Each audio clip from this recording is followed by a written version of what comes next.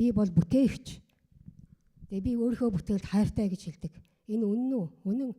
Тэгээ бурхан өөрийнхөө бүтээл буюу хүн төрлөختөн бидэнд хайртай. Танд хайртай, надад хайртай. Энийг бас бид нар үнэн гэж үздэг. Тэгвэл бидэнд хайртай бурхан эзэн өөрийнхөө хүүг илгээгээд биднийг аврахын тулд, гэм нүглээс чөлөөлөхийн тулд бурхан өөрийнхөө хүүг илгээж биднийг аварсан. Бид бас үүнд итгэдэг. Бурханы хүү Есүс ирсэн. Нийлэг дээрэж биднийг аварсан. Бас үүнийг бид үнэн гэж үздэг. Тэгвэл энэ үнэн Есүс биднийг аварсан гэсэн үнэн өнөөдөр үргэлжлүүлэн бидний амьдралд яаж ажиллах вэ? Яаж ажилдаг вэ? Тэр үнэн гэдэг зүйл өнөхөр чөлөөлт юм уу? Үний чөлөөлт гэдэг ойлголт байх уу? Байдгүй. Таны дотор байна уу гэдэг асуулт бас бидэнд гарч ирнэ. За тэгэхээр Иохан номон дээр Иесус өөрийнхөө тухай би байдаг юм аа. Би бол дээрээс ирсэн нэг юм аа. Би бол ертөнцийнх бишээ. Та нар бол доороос. Би байгаа. Би бол ертөнцийн гэрэл би байгаа юм аа. Намайг дагдаг хүн харанхуй дотор явахгүй. Амийн гэрэлтэй байна. Тэгээд намайг итгэж, намайг хүлээж авахгүй нэгэн надад итгэхгүй байгаа нэгэн нүглийнхээ дотор өгөх болно. Би эцгээс ирсэн юм аа. Эцэг надтай хамт байдаг юм аа. Би эцгийн тааламжтай зүйлийг хийд юм аа. Эцэг надтай хамт байдаг юм аа гэдэг Иесус хэлсээр байсан. Иесусийн энэ хэлж байгаа зүйлийг Израилийн ард түмэн сонсохдоо түүнийг олноороо дагсан, түүнд итгэсэн. Яг энэний өмнөх хэсгээр бол түүнд олноороо итгэв гэж байгаа. Яг энэ итгэсэн Иесуст итгэсэн евдээ хүмүүст одоо Иесус юу гэж хэлж байна гэвэл те хэрв та нар өгөн дотор минь байвал үнэхээр миний дагалдагч байна. Одоо дотор байх тухай ярьж. Миний дотор байвал. Тэгээ та нар үннийг ойлгож үнэн та нарыг чөлөөлнө. Үнийг ойлгох юм аа. Тэгээ үнэн та нарыг чөлөөлнө гэдэг зүйлийг Иесус өөрийгөө нь итгэсэн эдээ хүмүүст хэлж байна. Гэтэл нөгөө эдээ хүмүүс нь юу гэсэн өөрт нь итгэсэн хүмүүс шүү дээ. Иесуст итгээд байгаа хүмүүс, түүний тухай сонссон хүмүүс одоо юу гэж хэлвэл бид Авраамийн удам бөгөөд хинзэж, хідээж, боочлогдож байгаагүй маа. Ирчлээтэй гэж та юу яриад байна гэдэг асуултыг эргээд тавьж байгаа. Боочлогдож байгаагүй гэдгээр эдээчүүд бас судлаа хэлж байгаа. Үнэхээр яг энэ цагууд харах юм бол эдээчүүд Ромын боочлоод ор байсан. Ромын захиргаанд ор байсан. Бие махбодынхаа хувьд, тий, сүнслэг байдлынхаа хувьд эдээчүүд гэм нүглийн боочлоод ор байсан. Тэгээд ийм байхад та биднийг одоо биднийг эргчлөөтэй болгоно гэж юу яриад байгаа юм бэ гэдгээр сөргүүлэн тавьсан байна. Тэгээ Иесус хэлсэн үнээр би танаас дийлээ. Нүгэл үлдэгч бол нүглийн боол юм а гэдэг зүйлийг хэлж байгаа. Нүгэл үлдэж байна. Нүгэл гэдэг зүйл байна. Нүглийн боол учраас би ирээд би танаас ярьж байна гэдэг зүйлийг одоо өөрт нь итгэсэн евдээ хүмүүст хэлж байгаа. Тэгээ хүү та нарыг чөлөөлбөл та нар үнэхээр чөлөөтэй болох болно гэж. Иесус өмнө хэлэхдээ үнэн та нарыг чөлөөлнө гэсэн. Одоо болохоор хүү чөлөөлнө гэж байна. Тэгээ үнэн болоо хүү гэдэг хоёр нэг юм гэж харагдаж байна. Хүү чөлөөлнө, үнэн чөлөөлнө. Та нар Авраамийн удам гэдгийг би мэднэ. Гэвч тааны дотор миний үг байх зай байхгүй байна. Би та нарыг мэднэ. Израильчууд гэдгийг мэднэ. Авраамийн удам гэдгийг би мэднэ. Гэтэ та нарын дотор миний үг орох зай байхгүй шүү дээ. Үгэн дотор нь байгаарай гэж хэлсэн. Дөрөв үгэн дотор нь байгаарай гэж хэлсэн. Байвал гэж хэлсэн. Тэгтэл одоо миний үг таны дотор орох зайгүй байна гэж хэлж байна. Тэгээд та нар намайг алахыг оролдож байна. Эцэгтэйгээ харсан зүйлээ. Эцгээс харсан зүйлээ би ярьдаг. Та нар ч гэсэн эцгээс сонсон зүйлийг ярьдаг шүү дээ. Иесус хэлж байгаа гол зүйл нь миний үг орох зай байхгүй байна гэж. Израилийн ард түмэн өөрийнхөө бурхны ард түмэн гэдэг хүмүүс бид Авраамийн удам гэж хэлдэг хүмүүс тэгээд зогсохгүй Мөсегийн хууль ёс заншлыг сахидаг тэдгээр хүмүүс эзний үг буюу өөрсдийнх нь дагаа захих гээд байгаа тэр хууль ёс журмыг нь өгсөн бурхны хүү Иесус. Тэр хуулийн бэлэл болсон ирсэн Иесус одоо би ирчлээ гэд тунхлан ярьж байхад түнд итгэсэн мөртлөө яг одоо энэ мөчөд үгийг хүлээж авч чадахгүй, үгийг оруулах сэтгэл зүрхэндээ дотроо оруулах зайгүй байгааг эндээр хэлж байгаа. Зай байхгүй. Иесусийн үгийг Иесуст итгэж Иесусийг хүлээж авч Иесус хэн бэ гэдгийг оруулах зай байхгүй. Тэдний дотор юу байсан бэ гэвэл Израильчүүдийн дотор хууль, Мөсегийн хууль, ёс заншил бид бол Авраамийн үдэн бид бурхны ард түмэн Тийм бодлоор дүүрсэн. Тэгсэн мөртлөө тэр хууль ёс журам нь гим нүглийн асуудыг шийдлийг өгөх. Тэр хуулийг дагснараа бид Бурхны өмнө гим нүглийн асуудлаас чөлөөлөгдөж бид шийтгэлээс ангид байх болно гэсэн ойлголт байсан. Израилийн ард түмэнд хуулийг сахиснараа бид нар Бурхны өмнө зөвтгөгч болох боломжтой юмаа гэсэн тэр найдварыг тэгээд хуулийг сахих гэж оролдсон. Гэтэ харамсалтай захиж чадахгүй байсан. Сахиж чадахгүй байсан учраас Бурхан өөрийнхөө ард түмэнд би аврагчийг илгээх болно. Би Месаяг илгээх болно. Тэгээд тэр хуулийн биелэл болгож та нарт энэ хуулийн хийж чадаагүй хийж болно гэдэг амлалт Израилийн ард түмэнд байсан. Мэдчихсэн. Бурхан нэгэн цагт өөрийн амласан Месая Христийг илгээх болно гэсэн ойлголт бичвэрээр Израилийн ард түмэнд байсан. Тэгэхээр тэрийг одоо байхгүй. Тэр нь байхгүй. Нөгөө хууль ёс шинжил нөгөө хуулиа яах вүлээ, хуулиа яаж биелүүлэх вүлээ, нөгөө Авраам бидний эцэг шүү дээ. За ингээд болоо гэсэн бол тэр дүүрэн байсан. Тэгээ нөгөө итгэсэн хүмүүс одоо нөгөө Иесусыг хүлээж авахгүй байдал дээр ирж байгаа байл. Тэгэхээр хууль нь өөрөө юу гэж хэлдэг вэ гэж те хууль. Ром номон дээр ямар ч махбод нь хуулийн үсээр Бурхны өмнө зөвтгөхдөггүй гэж. Хуулийг дагдаг Израилийн ард түмэн хуулиас сахиснараа хуулийг дагахснараа Бурхны өмнө зөвтгөхдөггүй гэж. Харин хуулиар биш зөвхөн итгэлээр Бурхны өмнө зөвхт болно гэсэн үг Библиэр байгаа. Авраам бидний эцэг Авраам гэдэг Авраам хуулиар бус итгэлээр Бурхны өмнө зөвтгөгдсөн нэгэн байсан. Үнэхээр Авраам тэдний эцэг байсан бол Авраам Бурханд итгэсэнчлэн Бурханаас ирсэн Бурхны хүүд итгэж хүлээж авах боломжтой байсан. Гэтэ итгээгүй. Иесусыг хүлээж аваагүй. Энэ Бурхны Авраамын удам гэж хэлж болох уу? Гэдэг асуулт эндээс бас гарч байгаа. Уулын хийж чадаагүй зүйлийг Бурхан хийхийн тулд амлалт өгтөө Месаяг илгээнэ гэж хэлэхдээ Бурхан өөрийн хүү Иесусыг илгээнэ гэсэн амлалтынхаа дагуу одоо хүүгээ илгээсэн байгаа. Иесус ирээд би тэр нэгэн байна.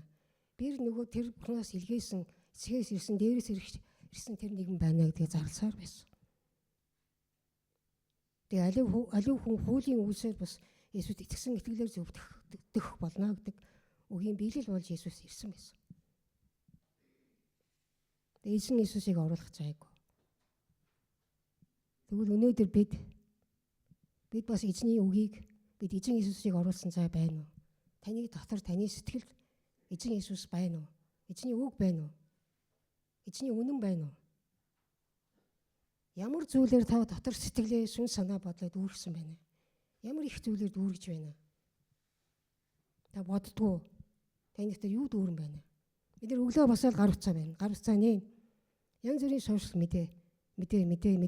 Янз бүрийн шоу, янз бүрийн тэр тэгсэн байна, энэ ингэсэн байна. Янз бүрийн мэдээлэл аавна. Бидний дотор орж ирнэ. Орж ирээд нэг ингээд байж ил дахиад мэдээ ороод ирнэ. Дахиад дүүрээд байна.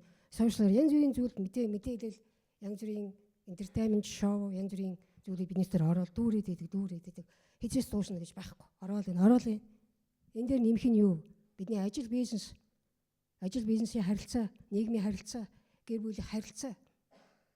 Бидний ар гэрийн амьдрал, ахуйн амьдрал, бидний хоол хүнстэй байх уугүй санаа зовлт. Бидний одоо аялах амрах олон зүйлүүд бидний дотор орж иж байгаа, бодогдож байгаа. Тэр зүйл бинийг дүүргээл байдаг. Ямар ч зай байхгүй. Тийм байна уу? Та ямар байна вэ? Ямар зүйлээр их дүүрч эзний үг орох зайгүй байна уу? Зай байна уу? Жохон зай байна уу? Хэр их зай таны дотор байна вэ? Жохон өчүүхэн зай байгаа бол эзний үг үнэн таны дотор ажиллах уу? Таны миний дотор ажиллах уу? За яг би нэг бүтэн сая дээр хичээл болж байна. Нэг эсийн мүлэгт амарчуул болж байна. За нэг ингэ явж хат болно доо. За ингээд нэг байж хат энэ үг гэдэг чинь өөрөө энд ойлгох байлгүй дээ. Энэ чөлөөлт гэдэг зүйл чинь байх байлгүй дээ. Байдаг ч юм уу ч юм мэдэхгүй гэсэн явж гэнэ үү? Ямар байдлаар ямар зүйл таны дотор дүүрээд тэр дүүрэн байдал нь таныг яаж удирдах таны дотор ажиллаж байна вэ? Ийм зүйлийг бид нэр бодох хэрэгтэй байна. Эзэн Иесус хэлэхдээ өөрт нь итгэсэн евдээ хүмүүс хэлэхдээ өнөөдөр Иесуст итгэж байгаа та бидэнд ч гэсэн өнөөдөр энэ сураад ирсэн та бидэнд ч гэсэн үгэн дотор минь байвал гэж. Үгэн дотор байх гэдэг ойлголт эндээс гарч ирнэ. Эзний үгэн дотор байх гэдэг нь юу вэ?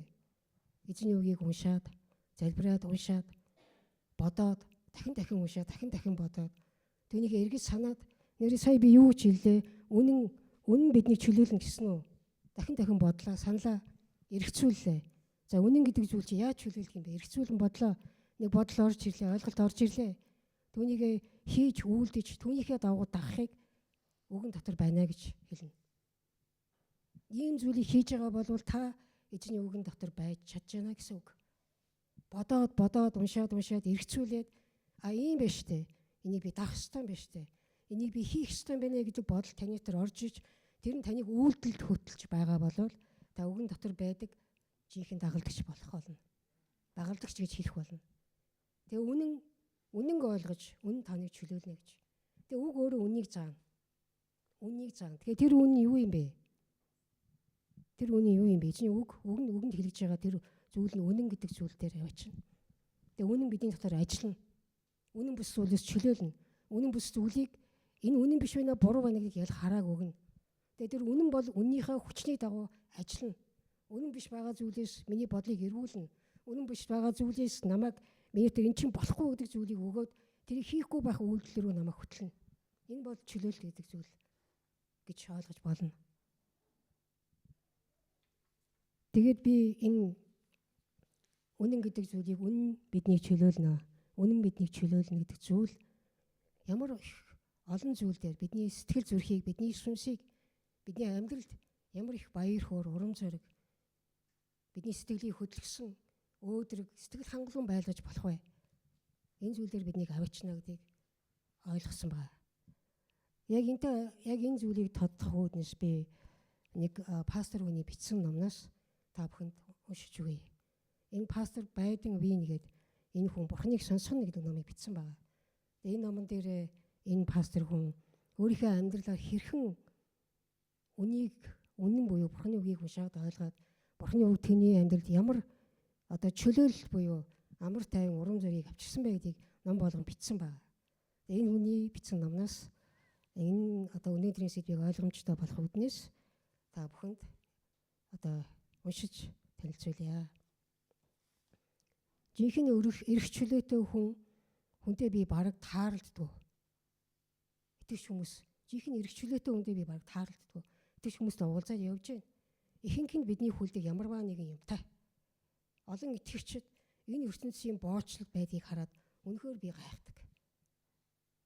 Тэр нь юу вэ гэвэл тэдний ажил, гэр бүл, материалын эд хөрөнгө, харилцааны янз бүрийн асуудал, цахим байдлууд, цахим хамаарлууд. Тэгээд эндээсээ болоод олон хүмүүс сэтгэл ханамжгүй, амьдралдаа туулдсан, урам огарсан, ич хүчгүй, баяр хөөргүй, нэг хэвийн уудгартай, нэг санаа зовсон байдалтай, айц хичүүрийг мэдсэн. Ийм байдалтай байна гэж энэ хүн хэлсэн байдаг. Тэгээд энэ хүн өөрийнхөө тухай хэлэхдээ Бурхан биднийг ямар ч хариу нэхэхгүй хайрладаг гэдгийг мэдэх нь надад эргчүүлээ авчирсан юм а гэж. Бурхан хариу нэхэхгүй хайраар намайг хайрлсан юм а гэж бодоход л надад эргчүүлээ өрдгөө гэж хэлж байгаа байхгүй юу. Тэгээ Бурхан үгээрээ намайг удирдах, тайвшруулж, тусалж, хангахын тулд оршин байж, надтай харилцаа тогтоож, намайг ивэж, намайг чөлөөлж байдгийг би мэднэ гэж байгаа. Бүр мэднэ. Үгээрээ. Миний хувьд Бурхан залбирч, үгийг тунгаан бодож, түүгээр тижээгдэн түүнд цаг гарах үед Бурханы хайр миний зүрхэнд гүн гүнзгий суурилд юм а гэж. Ямар гоё вэ те? Бурханы үгийг залбираад бодоод үгээр тижээгдээ цаг гарах үед Бурханы хайр миний зүрхэнд суурилдаг. Гүн суурилдаг. Энэ гоё шүү. Энэ жинхэнэ хэрэгчлээ шүү. Тэгээ Бурхан цааш нь энэ хүн юу гэж хэлсэн бэ гэвэл Бурханы хайр хийгээд үнийг би сүнсээрээ мэдэрдэг юм а гэж. Үгийг уншиж явахад Бурханы хайр хийгээд үнийг би сүнсэндээ мэдэрдэг юм а. Энэ бол үнэхээр гоё ойлголт шүү. Үнэхээр гоё чөлөөлт шүү. Заримдаа Бурхан хувийн чанартай зүйлийг надад хариулах үед миний сэтгэл хөдлөлт юм а гэж. Яг надад хувь хүнд надад хандаад хэлж байгаа зүйлийг харахтаа сэтгэл хөдлөлтгөө гэж шүү дээ. Та энэ мэдрэмжийг авч үзсэн үү? Таны сэтгэл хөдлөлгүй эзний үгийг уншаад. Энэ бол чөлөөлт шүү. Түүний үг болох Библийн дагуу залбирч. Заримдаа Бурхан надад хэн нэгний төлөө залбирах сэтгэлийг өгөөд тэгээд зогсохгүй залбирлын сэдвтэ надад өгөөд тэгээд өөрийнхөө хүмүүст үгээ надад хэлж тэрийг дамжуулах үед миний сэтгэл хөдлөгөө гэж. Заримдаа ингээд залбирч явахад тэр нэгний төлөө залбираарай гэж сануулад юу гэж залбирх ёстой гэдэг залбирын сэдвийг өгөөд би залбираад харин тэрийгэ дамжуулах үедээ миний сэтгэл хөдлөлтгөө. Энэ ямар гоё эрхчлөөтэй эзний оршихуйг мэдэрч, эзний сүнсийг мэдэрч, яасан чөлөөтэйгээр эзэн таны тэр хүний дотор ажиллана вэ? Энэ ямар гоё вэ? Ийм зүйл болдог. Тэгээ эзэн үгээ тэгээ би бас хинд ямар урмын үг хэлэх вэ би мэддэг юм аа гэж. Эзэн надад тэр үгийг өгд юм аа. Гоё юу? Гоё шүү хүмүүсээ. Урам аваарай. Бурхан намайг таныг бүтээж аварч өөртөөгөө хамаатай болгосон тул би өдөр бүрийнхээ амьдралд Бурханыг оролцоод юм аа. Та Бурханд итгэсэн бол Бурханы сүнс таны дотор байгаа бол та Бурханд хамаатай болсон. Амьдралдаа эзнийг оролцуулаарай. Эзний үгийг уншаад оролцуулаарай. Эзний үг үнээр таны дотор ажиллах тэр орон зайг өгөөд ажилуулаарай. Би бид Бурханд хамаатай болсон хүмүүс. Түүнд хамаатай болох үед жинхэнэ эрх чөлөө авчирдаг болохыг би нээж болсон юм аа гэж. Бурханд хамаатай болж байгаа байхгүй үгээр залбирлаарай. Бурхан энэ хүний дотор ажиллах үед би эрх чөлөөтэй болохыг би нээж олсон юм аа гэж. Та нээж болоорой. Болоогүй бол та нээж болоорой. Боломжтой байх шүү. Бурханы үгэнд итгэж түүний үгийн дагуу үйлдэх үед чөлөөлтийн сүр тавигддаг юм аа гэж. Бурханд итгээд үгийн дагуу үйлдэх үед чөлөөлтийн сүр тавигддаг юм аа гэж. Айгуу гоё үг. Бурханы үгийг мэдэх тусам ариун сүнс үүнийг миний дотор амьдрал мань том өөрчлөлтүүд гарсан байдаг юм аа гэж. Бурханы үгийг мэдэх тусам ариун сүнс миний дотор амьдруулад тэр үгийг амьдруулад миний амьдралд том өөрчлөлт гарсан юм аа. Өөрчлөлт гарахыг хүсэж байна уу та? Өөрчлөлт хийгмээр байна уу? Альва нэгэн хандлаганда, альва нэгэн итгэлийн амьдралдаа, альва нэгний үзэж байгаа үзэл шийдвэрлэлд өөрчлөлт гарахыг хүсэж байна уу? Бурханы үгийг мэдээрэй. Үгийг дотор ажиллах зөвшөөрөөрэй. Тэгээд та том өөрчлөлтийг харах болно. Боломжтой. Ариун сүнс миний сүнсэнд заримдаа эзний үгийг уншиж байхад миний сүнс сэргдэг гэж байна. Эзний үгийг уншихад таны сүнс сэргэнэ. Миний сүнс сэргээд ариун сүнс миний сүнсэнд би чамд маш их хайртай хэмээн хэлэхэд зүрх минь хүчтэй цохилдог. Гоё, амар гоё мэдрэмж. Зүрх минь хүчтэй цохилдог. Сүнс сэргээд ариун сүнс миний сүнсэнд би чамд хайртай. Би чамд хайртай. Чи миний үнцэнтэй охин. Чи надад итгээрэй. Зоригтой байгаараа. Ариун сүнс ингэж ярих болно. Тэгээ миний зүрх цохилно, миний зүрх баярлна. Энэ бол чөлөөлт шүү. Эрх чөлөө. Иесусийн доторх эрх чөлөө. Үнэн таны дотор ажиллаж байгаа эрх чөлөө. Заримдаа би мэдэхгүй юм гардаг. Заримдаа надад тусламж хэрэгтэй болдог. Намайг ойлгох хүн байдаггүй.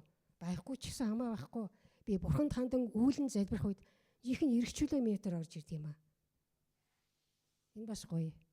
Да үүлэх хэрэгтэй бол үүлээрэй. Эзний өмнө сэтгэлээ гараад үүлж болно. Ганцаараа ойлгохгүй хүн байж магадгүй. Тантай санал нийлэхгүй хүн байж магадгүй. Эзний өмнө зүрхээ нээгээд эзний үгийг бариад эзний өмнө залбираарай. Та эрх чөлөө гэдэг мэднэ. Сэтгэл чинь тээглээд байгаа, үйлүүлэх гад байгаа, хямраагаад байгаа тэр зүйл чөлөөлөгднө. Үйлээрээ эзний юм үйлж болно. Эзэн яагаад үйлж байгааг мэднэ. Яаж хариулахаа эзэн мэднэ. Энэ бол эрх чөлөө, чөлөөлөлт. Тэгээ эзэн намайг өөрчилж, илүү өрөвч, хүлээцтэй, бусдыг ойлгодог болгон миний зан чанарыг өөрчилж байгаад би эзэн талархдаг гэж. Одоо миний дотор яаж вэ? Миний дотоод сэтгэл зан хандлага дээр эзэн бас ажилдаа гэж. Энэ эрх чөлөө мөн үү? Амар гоё. Би өрөвч болоо, хүлээцтэй болоод бусдыг ойлгодог болно гэдэг энэ өөрчлөлт ирнэ гэдэг гоё. Эзэн ийм зүйлийг хийдэг. Эзний үг байгаа бол эзэн таны дотор байгаа бол хийдэг. Тэгээ энэ бүхнийг харахтаа би талархтаа гэж. Талархал танаас гарна. Эзний дотор эрх чөлөөтэй болоод чөлөөлөгдсөн хүний дотроос талархал гарна. Чөлөөтэй Бурханы хийж байгаа харуулж байгаа зүйлийг мэдрэхтэй талархна. Энэ бол чөлөөлөгдсөн хүнээс гарах дуу хоолой. Сүнсээр гарах дуу хоолой юм аа.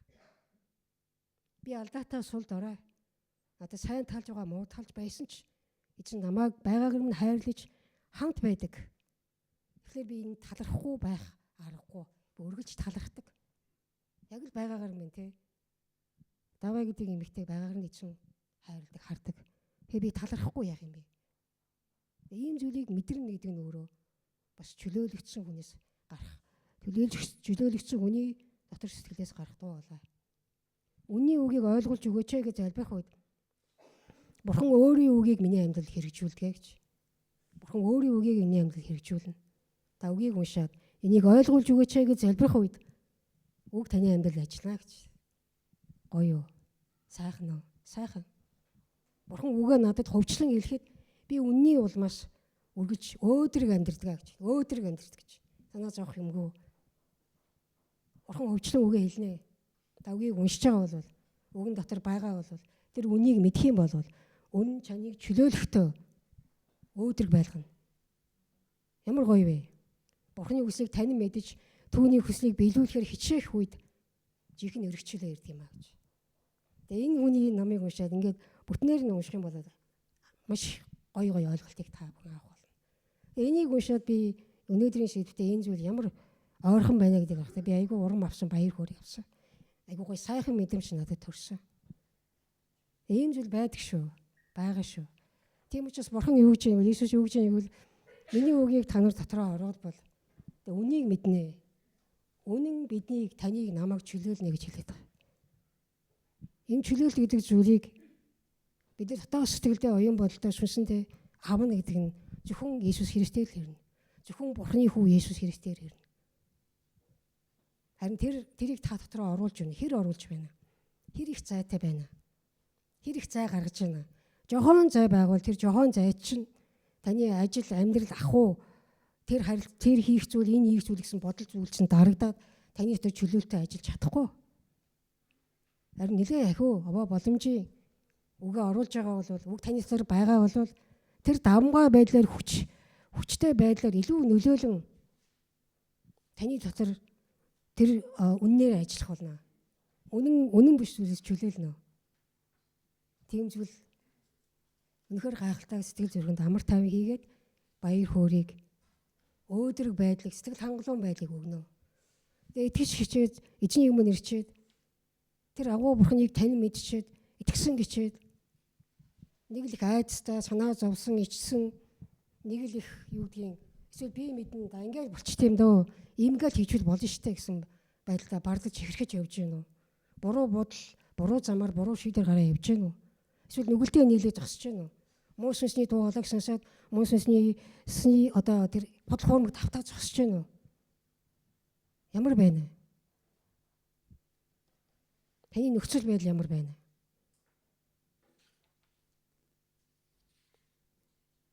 Тэгэхээр Бурхан бидний чөлөөлдөг, Иесус чөлөөлдөг. Энэ чөлөөлтийг та бүхнийг мэдээсэй гэж Бурхан хүсэхдээ өөрийн хүүг илгээж, өөрийн хүүгээр дамжуулах энэ боломжийг хүссэн. Та Иесуст итгэж байгаа бол та үгийг уншиж, үгийг дотроо оруулах ёстой. Энэ танд сайн. Энэ таны Христийн дагалдагч гэдгийг мэдүүлэх болно. Тэгэд энэ үнэн тань дотор ажиллах болно. Тэгээ олон зүйлээс чөлөөлнө. Олон буруу бодлуудаас, буруу ойлголтуудаас, буруу шийдвэр гаргах чинь хамгаална. Өнгөрсөн 7 хоногт, өнгөрсөн 3 дахь өдөр манай 9 бүлгийнхэн дуулал 1-р бүлгээс бидний суралцсан байна. Дуулал 1-р бүлэг дээр буруутын замаар явдаггүй, нүгэлтнүүдийн зам дээр зогсдгүй нэгэн ерөөлтэй. Басамжлагчийн суудал суудгүй нэгэн ерөөлтэй. Тэгээ тэр басамжлаад байхгүйгээр буруутаа нийлхгүйгээр нүгэл үлдэхгүй байгаа нэгэн ямар юм бэ гэхээр Бурханы үгийг бясалхан боддог, Бурханы үгтэй байдаг хүн тийм байж чадгаа гэж хэлсэн байсан. Тэгэхээр Бурханы үг бидний дотор орно гэдэг нь ямар олон зүйлээ, ямар их буруу зүйл давтаж, буруу шийдвэр гаргахаас, буруу зүйлд магадгүй хууртагдаад өөрөө буруу зүйлээр хүлж дарамттай сэтгэл хямрсан байдлыг мэдрэхгүй байхын тулд байдаг. Тэгээ Бурханы үг нь өөрөө нэрээ тийштэй, энэ үнэн штэ, нэрээ ийм биш штэ гэдэг тэр ойлголтоор биднийг авчиртаа чөлөөлдөг.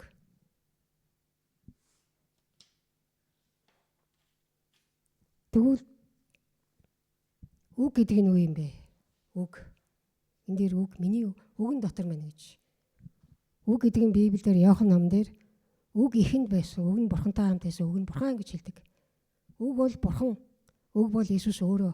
Үг нь махан биеэр махбодоор энэ дэлхий дээр ирсэн маа гэж Библиэлд хэлсэн байдаг. Тэгэхээр үг гэдэг чинь өөрөө Иесус. Иесус бол Бурханы үг. Бурханы амьд одоо бидээр ирсэн Бурханы үг бол Иесус. Таны дотор Есүс байна уу? Таны дотор Есүс байна уу? Та Есүстэй харилцаж байна уу? Үнэн гэдэг нь Есүс өөрийгөө би бол зам үнэн амь үнэн гэж хэлэхдээ би бол үнэн юм а гэж Есүс хэлсэн байдаг. Есүс үнэн. Үнэхээр Есүсээс худал хуурмаг зүйл гарч байгаагүй. Харин Есүс үнэн биш зүйлийг ялан дийлсэн.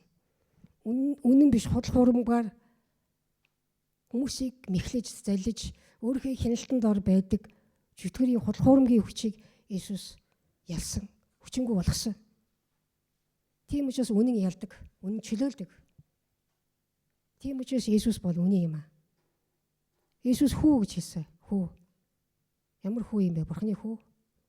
Бурхнаас ирсэн, Бурхнаас илгээгдсэн Бурхны хүү. Бурхан эзэнтэйгээ хамт ирсэн хүү. Бурхны хүү учраас тэр эрх мэдэлтэй.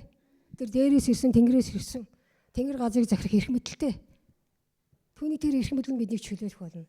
Бидний сэтгэлийг нэвтлэн ороод, бидний бодлыг нэвтлэн ороод, бидний ёс чимгийг хүртэл нэвтлэн ороод чөлөөлөө засан залруулах чадaltaй. Энэ бол чөлөөлт. Ийм зүйл боломжтой. Боломжтой учраас бид Есүст итгэсэн. Итгэсэн хүмүүсийнхээ дотор Есүс ингэж ажилдаг. Ийм боломжтой. Тийм учраас Есүс юу гэж юм бол үгэн дотор нь байгаад өгч. Үнэн буюу би чөлөөлнө гэж. Би чөлөөлнө. Би чөлөөлнө.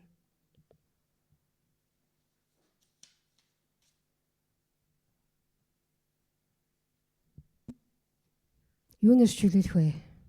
Юунаас чөлөөлөх вэ? Таны дотор юунаас чөлөөлөх хэрэгцээ байна вэ? Таны оюун бол юунд хүлэгдсэн, юунд унаж, юунд гэмтэж, юунд шархалж байна? Таны зүрх юугаар унаж, юугаар бүдэрч, юугаар баригдсан байна? Чөлөөлөх хэрэгцээ байна уу? Есүс хэлж байна. Үгээрээ, үннээрээ, хүү гэдэг эрх мэдлээрээ би чөлөөлж чадна. Би чөлөөлнө. Та орон зай гаргаарай. Зай гаргаж өгөөрэй. Сэтгэлээ нээгээрэй. Үгийг бариад, үгийг уншаарай, хараарай. Тунгаан бодоорой. Тэгээ эргцүүлээрэй. Тэгээд дотроос чинь миний сүнс, үнний сүнс ажиллаад тэрийг чинь үйлдэл хөтлөх болно. Энэ бол чөлөөлт. Энэ чөлөөлөл бидний хувьд боломжтой. Тэгээ түрүүний хүн хэлсэнчлэн энэ чөлөөлтийг та амсаж үзвэл үнэхээр энэ зүйлийг та мэдэрч зүрхэндээ хавч сурвал баяр хөөртэй байна. Та амар тайван байна. Та урам зоригтой байна. Та өөдрөг байна. Аливаа шийдлийг гаргахтаа зөв шийдвэр гаргаж чадна. Танд Бурхны мэрэгүү ухаан, Бурхны хүч, эзэн Иесус Христээр дамжуулагдсан Бурхны үнний сүнс, тэг үг байгаа газар буюу Иесус байгаа газар ариун сүнс таны дотор бэлхэж, үнний сүнс Бурхны хүчийг илэрхийлэн таныг чөлөөлөн үйлдэл рүү буюу үүсэр хөтлөх болно. Энэ бол чөлөөлөгдсөн хүмүүсээс гардаг үр жимс, үйлдэлтэй байдал. Гим нүглээс ангид байх байдал, янз бүрийн муу, донтол, уруу таталтаас ангид байх эрх чөлөө, муу сүнсний залим ихэнд автаж хүлэгдсэн байдлаас салах эрх чөлөө. Өөрийнхөө би мэднэ, би ингэж яваад ирсэн гэсэн тэр өөрийгөө ингэж болж байна гэдэг үгдсэн тэр ойлголт, зөв гэж байгаа боловч буруу бодсон ойлголт хэн мэдэх вэ? Иесус илүү мэднэ. Тэр үнэн учраас мэднэ. Тэр үнэн учраас танд хэрхэн чөлөөлөх арга аргачлалыг буюу өөрийнхөө сүнсний хүч чадлаар нөлөөлөн ойлгуулад гимших ёстой бол гимшүүлээд энэ юм биш үү гэдэг ойлголтыг өгөхөд ойлгуулад өөрийнхөө мэрэгэн ухаанаар таны дотор хэлж таны сүнсэнд ярих болно. Ийм эрх чөлөө байдаг. Энийг та амсаж үзээрэй. Боломжтой. Харин та хэр их анхаарч хэр их энэ зүйлийг хүсэж байна? Хүсэж байна уу? Хүснэ эцтэй. Ийм зүйлийг хүсэхгүй бол одоо юу хэлэх вэ? Тийм эцтэй. Жог энийгэд өгнө үү? Гоё ягаадтэй. Нэг гоё өөдрөг баяр хөөртэй амар тайван сэтгэл догдлоос юм уу зүрх цохилдог гэж байгаа байхгүй юу? Ийм мэдрэмж гоё штэ. Сүнсэндээ сэтгэлдээ Есүс л өгч чадах энэ үннээс ирэх, Есүсийн хүчээр ирэх ийм чөлөөл ямар гоё вэ? Ямар гоё вэ? Амсаараа үзээрэй. Гэрчлээрэй. Эзнийг магтаарай. Үнэн бидний чөлөөлнө. Есүс чөлөөлнө. Тэр бол Есүс. Түүний нэр Есүс. Түүний нэр бол Бурхны хүү Есүс. Тэр бол Месая Христ Есүс.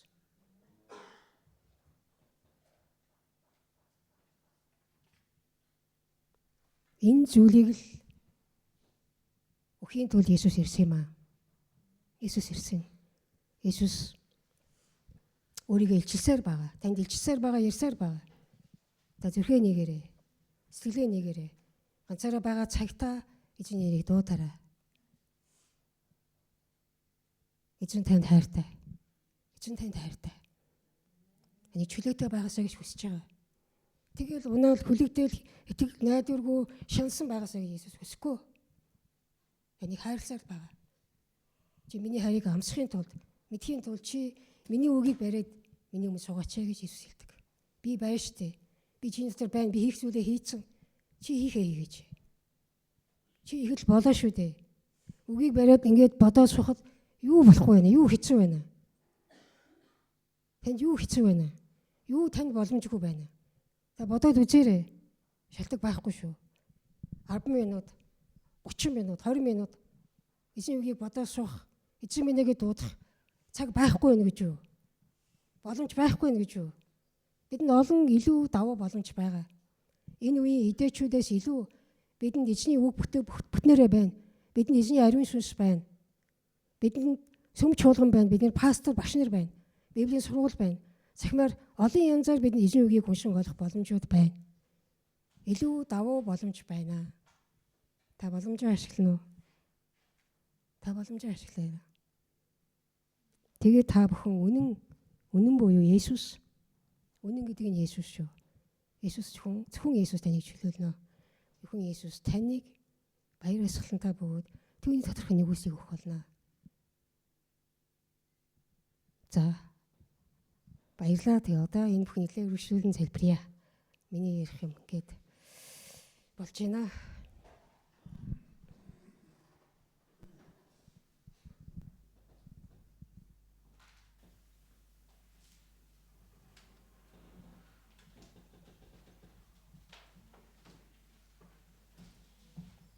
Их эзэн Есүс минь ээ. Та биднийг хайрлаж энэ дэлхийд ирэхдээ танд идэх итгэлийг өгч биднийг аварч бидний зүрхийг угаан цэвэрлэж та өөрийн ариун сүнсээ өгч сүсээрээ дамжуулан таны доторх хэрэгчлээ өгсөн учраас таньда баярлалаа. Та байгаа нь өөрөө ямар гайхалтай вэ? Та байгаа нь ямар ивэлтэй вэ? Та байгаа нь ямар сайхан бэ? Та үгээрээ та ярьсаар байдаг. Үгээрээ та биднийг эдгэн чөлөөсөөр байдаг. Та өнөөрөө бидний дотор байгаа таны үнэн гайхалтай хүчтэй. Таны үнэн худлаас биднийг чөлөөлдөг. Та бол Бурхны хүү байсан байгаа. Одоо ч гэсэн та байсаар байгаа. Өөрийнхөө хүүгийн эрх мэдлээр Есүсээ та бидний дотор ажиллаач. Биднийг чөлөөлөөч. Бидний оюун бодол зүрх сэтгэлийг үннээрээ та дүүргээч гэж гон залбирч байна. Өө эзэн минь ээ. Таны үнэн биш зүйлийг бодож ойлгож түүгээр дүүргэгдсэн болвол одоо энээсээ эргэж таны үнэн лөө таны үг рүү хандхад та бидний сэтгэлийг хөдөлгөж өгөөч. Биднийг сэргээж өгөөч Есүсээ. Өө эзэн Есүсээ. Бидний өөртөө мэдгүй байгаа үнэн биш зүйлүүдээс, худал зүйлүүдээс зүйлүүдийг ялган харахад та бидэнд туслаач. Үнийн ойлголтыг өгөөч гэж гон залбирч байна. Эзэн минь үнэн биш зүйлийг үнэн юм шиг бодож муу сүнснийтэй нэгдэж муу сүнсний хүлээсэн давтаж түүнээс хамааралтай болсон бол та биднийг чөлөөлж өгөөч. Та бидний хүлж байгаа тэр буруу зүйлүүдээс та биднийг ангижруулан биднийг өнхөр эдгэн чөлөөлж өгөөч гэж гон залбирч байна. Халелуя Иесус. Өрөө бабаараа. Өнөөдөр хэлсэн үгийнхаа дагуу эзэн Иесусээ та өөрөө мэдээд энд байгаа хүн нэг бүрийн дотор та чөлөөлтийг хийж өгнө гэж гон залбирч байна. Өөрийнхөө бүхнийг мэдгч үнний хүч чадлаараа хүн нэг бүрийн дотор та ажиллаад чөлөөлөгдөх ёстой тэр талбар дээр нь та хүрээч гэж гон залбирч байна. Есүсээ би танд итгэж байна. Таны агуу хүч хүнд итгэж байна. Таны чөлөөлнө гэсэн үгэнд итгэж байна. Та чөлөөлөөч. Та өнөхөр биднийг сэргээгэж. Үгнийхээ ойлголтыг өгөөч. Тэгээ та бурхан эцгийг алдаршуулаач. Өөрө бараа. Ши бараа мөрө гараа бараа. Их эзэн минь танд баярлалаа. Есүсээ танд баярлалаа.